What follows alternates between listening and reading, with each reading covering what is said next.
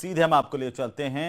मुख्यमंत्री भजनलाल शर्मा क्या कुछ कह रहे हैं, जरा सुनते हैं। बिड़ला और कितना पैदल चल करके आए, कितनों को रास्ते में छूट गए उनसे जिनके बस की नहीं थी और उनका दाह संस्कार भी नहीं कर पाए। ऐसी ये विभीषिका जो रात देशवासी के हृदय में घाव करती है। मित्रों, मैं इतना कहना चाहता हूं आपसे कि ये जो विभीषिका थी ये ऐसी नहीं थी कि कोई त्रासदी हो। ये वो त्रासदी थी जो कुर्सी के लिए वो सब कुछ करने को तैयार थे। देश की जनता से उन्होंने कोई मोह नहीं था। अगर मोह था तो सिर्फ कुर्सी से था। ये उन लोगों की खातिर ऐसा इस देश के अंदर हुआ। मैं आपको एक याद दिलाना चाहता हूं, आपने पढ़ा भी होगा कितनी रियासतें, 500 से ज्यादा रियासतें सरदार वल्लभ भाई पटेल ने एकीकरण किया। जहां जैसी आवश्यकता थी उन्होंने कदम उठाए और वो किया। लेकिन आपने देखा होगा एक जम्मू कश्मीर की रियासत थी जिसको एक जवाहरलाल नेहरू ने जिम्मेदारी ली, जिसका दंश आज तक भी हम झेल रहे हैं।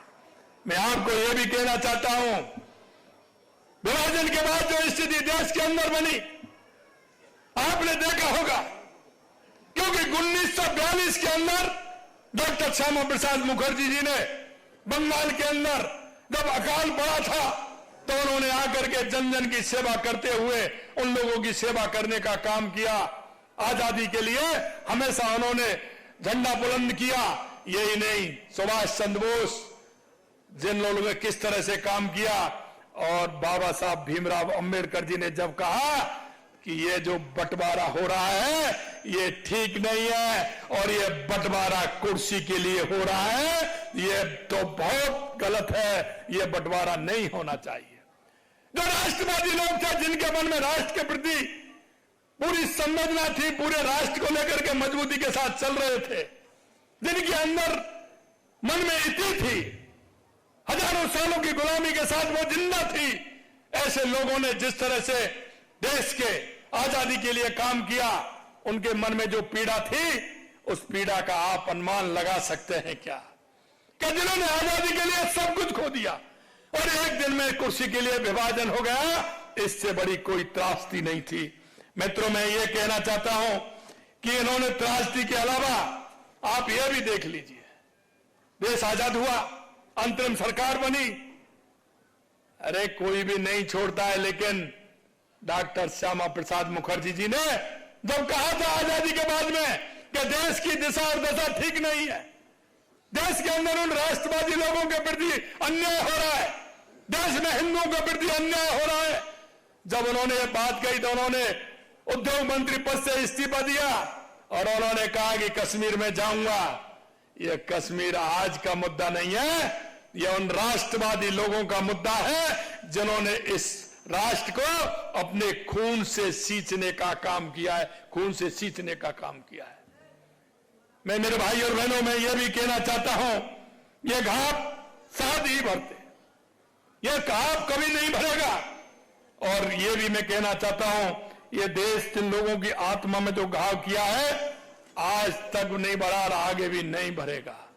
और हमें आने वाली युवा पीढ़ी को बताना चाहिए, हमें यह भी बताना चाहिए कि आखिरकार इस देश में जिस दिशा में ले जाना चाहते थे, अगर राष्ट्रवादी लोग खड़े नहीं होते तो देश उस दिशा में भी नहीं जाता। हमारे उन लोगों ने, जो लोग वहां से आ रहे थे, उनकी सेवा करने का काम हमारे राष्ट्रीय स्वयंसेवक संघ के लोग कर रहे थे। उनको स्टेशनों पर ला रहे थे, बस स्टैंडों पर ला रहे थे, उनके लिए व्यवस्था कर रहे थे, लेकिन इनमें से कोई उनकी देखने वाला नहीं था। अरे देखने वाला कहां होगा? आपने देखा आजादी के 70 साल बाद भी जो लोग हिंदू थे, जो पाकिस्तान में विस्थापित थे, वो कहां चले गए? अरे उनकी संख्या तो बहुत बड़ी थी, क्या वो पाताल में चले गए या वो धरती में समा गए? उनकी भी चिंता नहीं की। वहां से जैसे तैसे अपनी मान मर्यादा को लेकर के, अपने सबको छोड़ करके जो यहां आए थे, उनको नागरिकता देने का काम किसका था?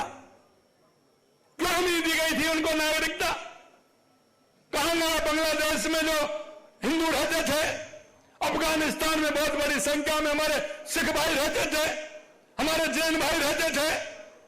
आज तक किसी ने उनको नागरिकता देने की बात कही क्या? अगर उनको नागरिकता देने की बात कही थे।